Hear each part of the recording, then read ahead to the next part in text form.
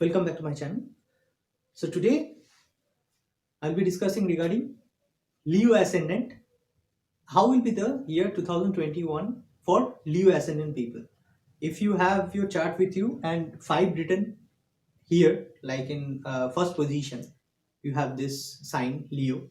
So your ascendant is Leo, okay, not the moon sign. Now understand this thing. This is according to ascendant. Okay, this is an overall prediction in my channel. In every video, almost in every videos, I have said that it can never be an accurate one because this is based on ascendant and each and every chart is different. Okay, each and every chart is special.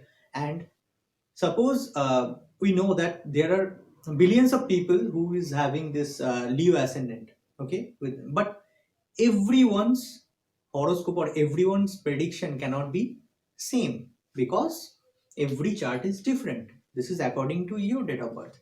But if you get this overall idea, you can plan accordingly. Now first you understand this is based on the ascendant, and then after that I'll be publishing more videos on moon sign. So whatever your moon sign is, please check that video on your moon sign. And then most important thing is the video I published earlier last year, which is on yearly prediction technique. So good year, bad year, the name of the video. You can see it's in English and Hindi, available in my playlists. In that particular video, when you watch it, please open your own horoscope. Okay, first understand this is according to your ascendant. So these 3 things you need to do to understand and get the accurate prediction. Okay, the motive of my channel is that you learn the techniques, and do not waste your money to astrologers. You do not need to go to any astrologer. Okay, because God is the astrologer and he is with you. Just do your prayers, do your spiritual sadhana regularly. That's it. Now this is based on your ascendant, number 1. Number 2, there will be a prediction based on the moon sign. Number 3, the yearly prediction technique. Once you open your chart and watch that video, you will get the overall idea and exact idea. Then you can prepare it well. Okay. Now I'll be starting with the ascendant. Okay, for Leo ascendant. First, notice I have here written Jupiter's transit. Okay, in 2021, Jupiter's transit is very important and very interesting as well. Currently, Jupiter is in your 6th house in Capricorn with Saturn, creating a Nichbhang Raj Yoga. Okay, and also Saturn is here on your 6th house. That means it's his own house and it is creating a Viparit Raj Yoga. So I'll come to that later. First, understand this movement, the transit. Jupiter would be in Aquarius from April 5. It would be here. Okay, on your 7th house. Right now it is in 6th house. Till September 14, it will stay in Aquarius or Kumbha. But after September 14, it will move back to Capricorn again. Okay, and stay till November 20. After November 20, it will move again. So this is the overall concept. You can check the transit in Google as well. Now, Rahu is in your 10th house and Ketu is in your 4th house. So people who are trying to go to a foreign country, they may try for this because in 4th house, Ketu indicates that you might have to leave your motherland or your hometown. Okay, so maybe you are working in Delhi and you need to go to Bangalore for some reason. Now again, I'm saying it all depends on your chart and you need to see the video of yearly prediction technique. Now, Rahu is in your 10th house. 10th house is your karma. It means there may be, some problems in your professional life, but it doesn't mean that it will create a lot of problems because Jupiter is here and aspecting Rahu. That means Rahu is in control. But once Jupiter moves here in your 7th house, then it will not aspect Rahu in this period between April to September, April 5 to September 14, and after November. Then Rahu would be free to act. Okay, so do your spiritual sadhana well, and it would do good to you. You can do Vishnu Sahasranama. That is also very helpful. Rahu in 10th house, it also can suggest that you may go to a foreign country or a different land due to your work. Okay. Saturn and Jupiter. Suppose you are a student, okay, you want to do, and you want to give some competitive exams, this is very good time for you. Any kind of competitive exams you can clear. Why? This is a sixth house. Okay, in your sixth house there is a good Nichwang Raj Yoga. This shows good competitiveness. Okay, and in this time it is very favorable to you. If you give some competitive exams, it will do good for you. Okay, this is the sixth house, remember.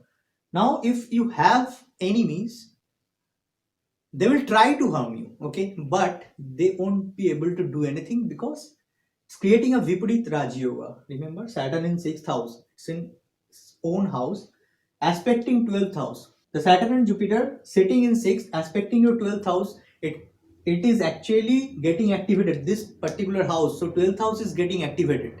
So 12th house is foreign country, foreign indicator.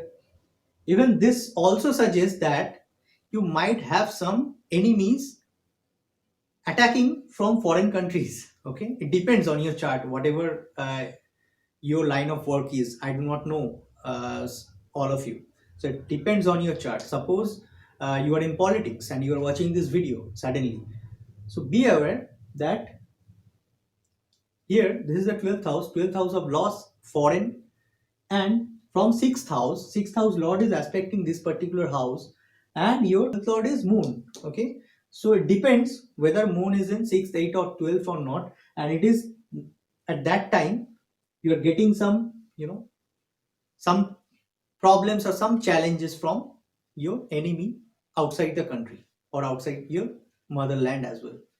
So it depends. Okay, it depends on your chart. Please go through the video of yearly prediction technique, because time and again I am saying this, there is some reason behind it, because each and every chart is different.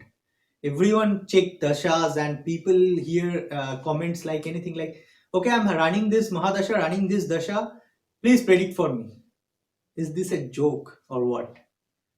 So people making fun of astrology, actually, I'll not reply on those comments anyways, because each and every chart is different. How can I say that if you are running Saturn Mahadasha, and according to and Jupiter Mahadasha or something, but you have to check the transit, you have to check Nadi, you have to check the nakshatras, each and everything. What are the aspects? What are the what are if you know Gemini concept, then whatever I'm saying. You have to see whether you're running through a Sagittarius Dasha. I'll talk about it later when I'll start my videos on Gemini astrology, and I'll come to that. But please do not, question like that. I'll not answer. Simple. If you have genuine question, if you have genuine query, if you want to learn, then you can ask some questions for this. This is an educative channel. This is not a even astrology is not a predictive business. This should not be used for prediction only. Astrology is for understanding the karma and spirituality. There are many things like people who doesn't want to listen bad things. Astrology is not for them. Okay, you have to be strong hearted, and you have to be open minded. You have to accept the you have to accept all the bad things also, because this is the way of karma. Now this is something very annoying when people ask, okay, to this dasha I have been running, so please tell me in this dasha what will happen to me. Are you don't understand transit, I don't know what your particular planet is sitting in which nakshatra, why should I predict for you? So it will be wrong. I'll not say. Okay, I'll not do business with astrology. Even people, some people are there who are doing it, who have been doing it. That's okay. It's for them. Everybody has its their own principles, so I have mine. Anyways, so overall this year would be good. Practice spirituality, do Vishnu Sahasranama, and this particular house is getting activated. Please be prepared for any kind of competitive exams. Be prepared to defeat your enemy, and maybe you have to change your place also, living place. Be prepared for it. Once Jupiter moves here in this particular period, check, just do Vishnu Sahasranama, because Rahu would be free to act. It's in your 10th house. You will see in this particular period from April to September, and after November, you will have problems from your professional life as well. And Saturn is aspecting your 8th house, setting in 6th house. So there may be some quest on learning astrology or any kind of mantra, anything like 8th house is getting activated. 8th house is the house of unknown things. Okay. So these are the things, and Saturn is aspecting your 12th house. I explained this, and this is third house. So third, remember this thing, okay? Whatever I'm saying. Saturn here in 6th house, aspecting your 8th house, as well as 12th house, as well as third house. Do you understand this? These are trick houses, right? 3, 6, 8, 12. We see those as bad houses. Okay. Saturn sitting in 6, watching 8 on by his third aspect, and 7th aspect is on 12th house of losses. Third house, okay, again. So suddenness, 3 and 8, okay. Third house and 8th house always considered to be checked for sudden events, whether it is good or bad. You will see what will happen in 2021. You might have seen the result by now as well, because it's there from January 24th. This is 8th house, this is third house. Both the house of suddenness at Karma Karaka Saturn is aspecting. Whether it is good or bad, it will happen, suddenly. There are many things within 2022 you will see from 2020, as Saturn will be here till 2022. You will see there are many sudden things happening with you, okay, if you are Leo ascendant. So overall, it is a good year, and I'll say positive things. But do spiritual activities, practice some spiritual activities, and I say this to all people: if there is something bad, it will get mitigated. Okay. In my channel, I'll be sharing many new videos, and please do subscribe to my channel. And if you like my videos, please put a like. Take care. Bye.